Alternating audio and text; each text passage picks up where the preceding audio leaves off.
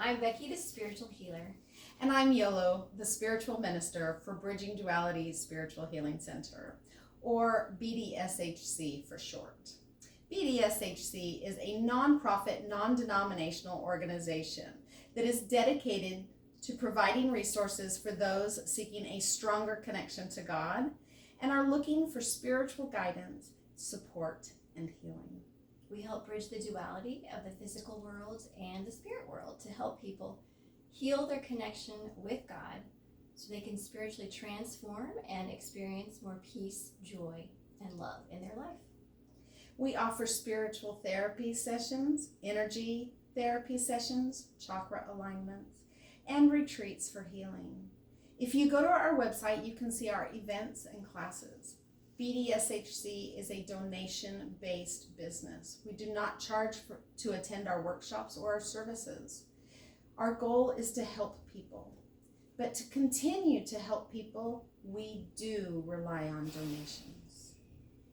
Okay, so as always, before we get started with our service, we are going to open the God box. And for those of you new to us, as you're listening tonight or on the recording, anytime something comes up that you're ready to let go of, any thoughts, feelings, fears, beliefs, you're going to intentionally throw them into the God box. And then when we're all done with the service, we're going to close it and give it up to God to take care of. And if you're watching the recording, you can even pause. If something's coming up for you and you're like, okay, I want to throw a bunch of things into the box right now because it's coming up, go ahead and pause and then keep going as soon as you're ready. So, let's connect in. I invite you to close your eyes.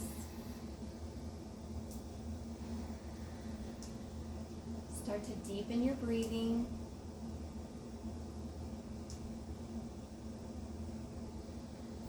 Inhaling the essence of God.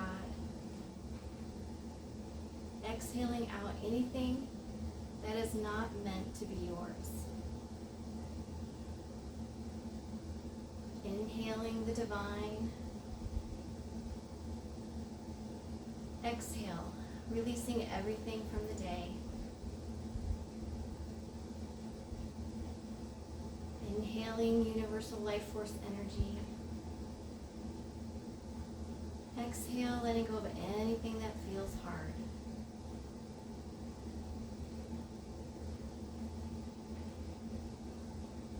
Relaxing the shoulders, allowing the whole body to melt into your chair, slowing the mind, connecting to God or Source, bringing yourself fully into this moment, and opening your eyes, ready to receive our message from you. Thank you for that, Becky. So this week I had been planning a different message to share with everybody, but was led by Spirit to share a message about battling the hard. When Spirit shared with me the message topic, I wasn't sure what to focus on. So what do I mean by battling the hard? I mean, we all have hard moments or times in our life when things just seem to be going wrong. It could be something simple or something big and all-consuming, but life just feels hard. Yesterday evening, I was prompted by Spirit to return an item to the store. And that's when I received the content for today's message. When I received the prompting to return the item to the store, it was out of nowhere. It wasn't even something that I had thought about. I was like, okay, I guess I should do that. Even though my brain was like, this item wasn't very expensive, you could just keep it. I decided to listen to Spirit. Not even sure the store would take it back. I didn't have the receipt. I walked right up to the lady with the item, the tags, and no receipt. and I was sure they would tell me I couldn't return it. But they did. When I got back to the car, the entire message for today came in.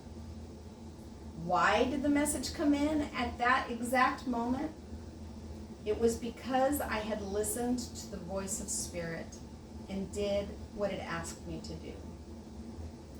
This week has been an interesting one, with ups and downs and definite hard moments. Each person's hard is going to be different. We each have our own perspectives and our own perceptions. We all have different life experiences and have formed different ego beliefs. We are all unique. What is hard for me may not be hard for you, and vice versa. So how can I talk about battling the hard if hard is different for everyone? Because ego is the leading cause of all hard battles. What do I mean by ego? Ego is the false sense of self that believes self is separate from everything, including God, and will have you believe that you are destined for suffering. In other words, fear, judgment, anger, guilt, resentment, and jealousy. Ego is the false sense of identity. You are not born with ego. It is developed as you form beliefs. If you think about this definition of ego, I bet you can trace a bunch of your hard things to ego. By the way, we have the definition of ego in our spiritual glossary on our bridgingduality.org website. Even if the hard things you are going through is something out of your control, or something simple like a leaky faucet, what is ego making you believe about the situation? Is it causing fear, judgment, resentment, anger, guilt, or jealousy? So let me take you back to earlier this week. My grown daughter was at work, and an employee of hers had been threatened by the spouse of another employee. My daughter had a scary encounter with the threatening spouse on a different occasion, so she had already developed a fear of this person. She was supposed to close the business by herself that evening, but was concerned that something bad would happen based on the threat her employee had received. She took the matter to the general manager and told them that she was scared and wanted another person to stay with her until she was done closing up for the night. The general manager told her that they would come and help her close.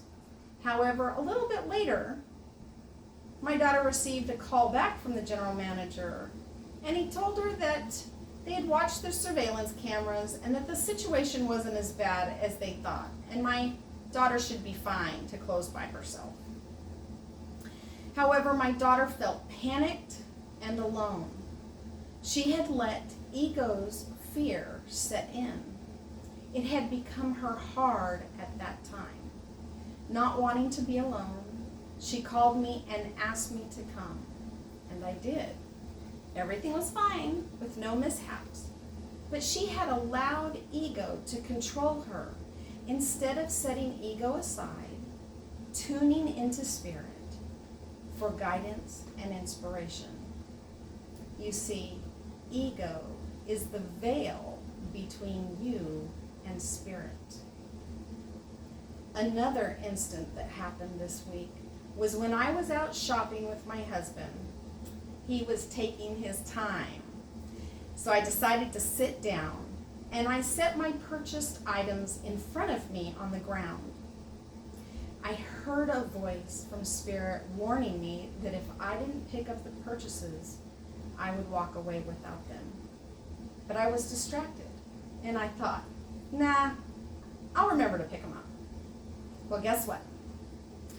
I got up and walked away, and before I remembered, somebody else had picked up my purchases. It hit me pretty hard because Spirit warned me, and I didn't heed the warning.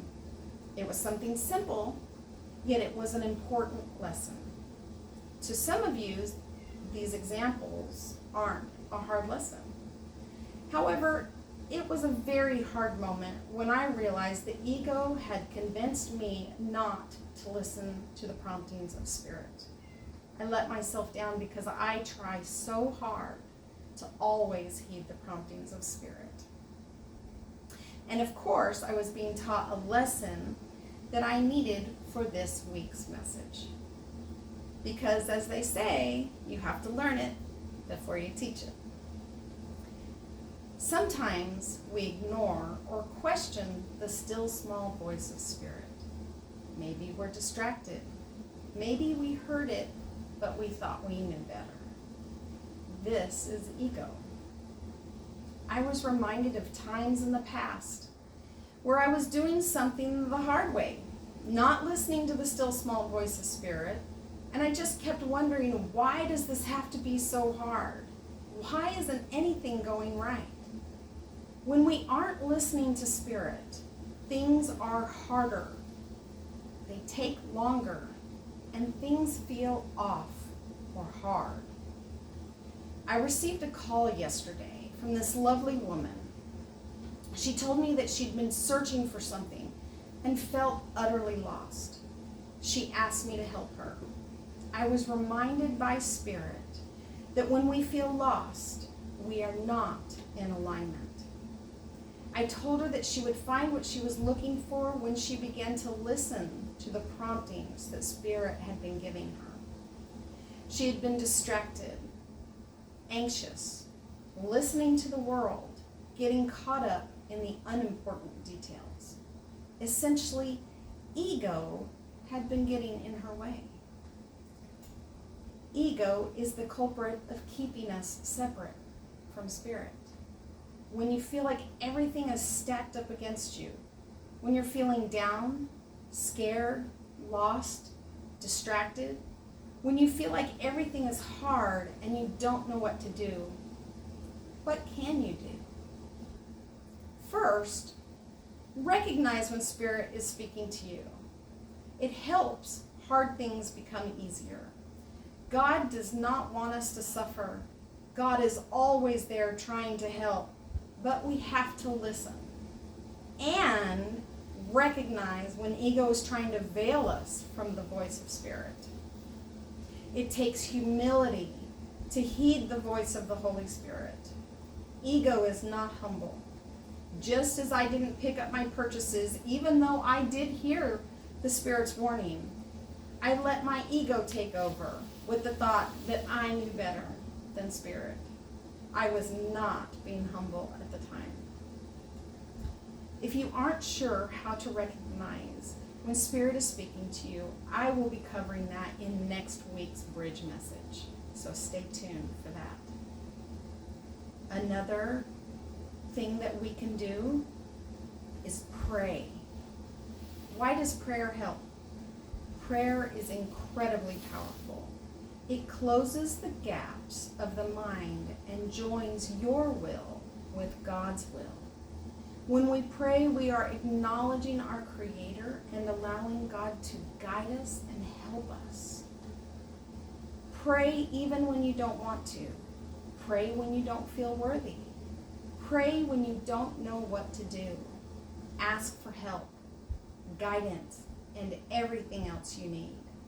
I know it can be hard when you I know it can be hard to be humble and humble yourself, to ask God to let go and pray.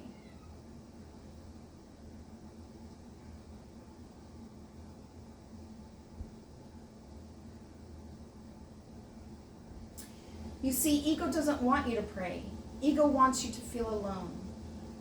When we go to God for help, we have to humble ourselves. That is the first step. Ask God to remove the effects of the adversary from you and to fill you with God's love. Allow others to help you. You can't be an expert in everything. Ask for help. Sometimes leaning on someone else opens the door for spirit to come in.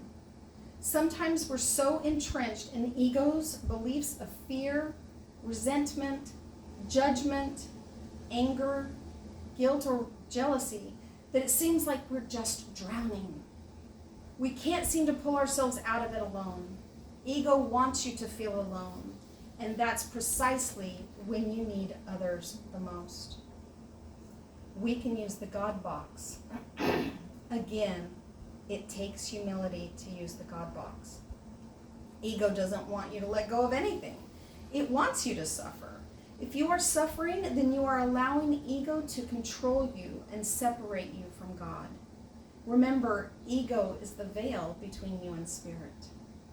Use the God box and throw all the things that you are battling and the things that feel hard, causing you to feel alone, and send it all into the God box and send it up to God to be transmuted and transformed into love and light. Then ask God to fill you with the high vibrations and love. Always remember that God knows the hard that you are battling. He loves you and does not want you to suffer. Only ego wants you to suffer. Humble yourself and allow God to help you. Recognize that blessings may not come in the way that you were expecting.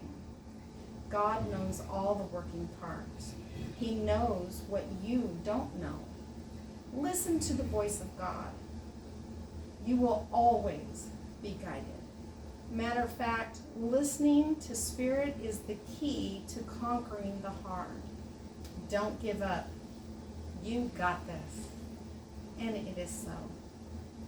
And so it is. Becky, will you lead us in an expansion meditation? Of course.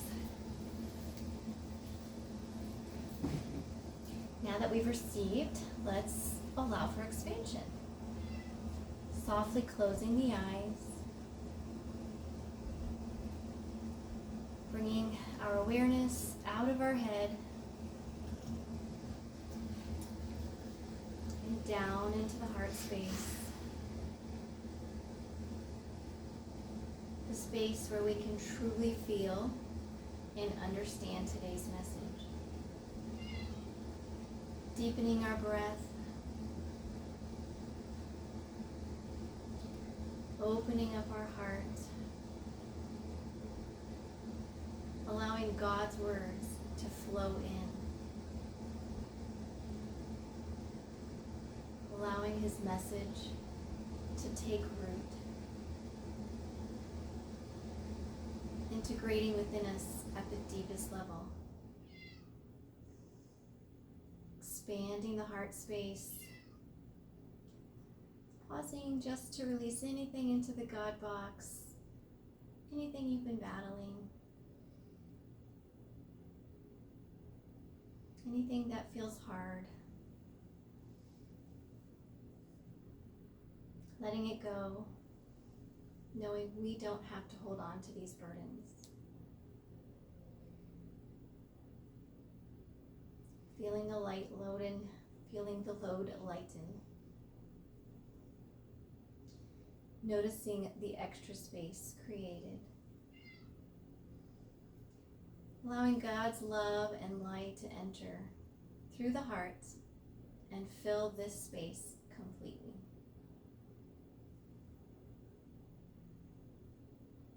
And opening your eyes when you're ready for some affirmations. All right. Let's do some affirmations. All right, you guys repeat after me. We only have 8 of them today. The I am statements are very powerful. They impress upon the subconscious mind and help shape one's identity and reality. They help us transform. I'm going to say the affirmation and you're going to repeat after me. You can write them down or say them to yourself. I am humble and open to the voice of Spirit. I am humble and open to the voice of Spirit. I trust God to guide me in all things.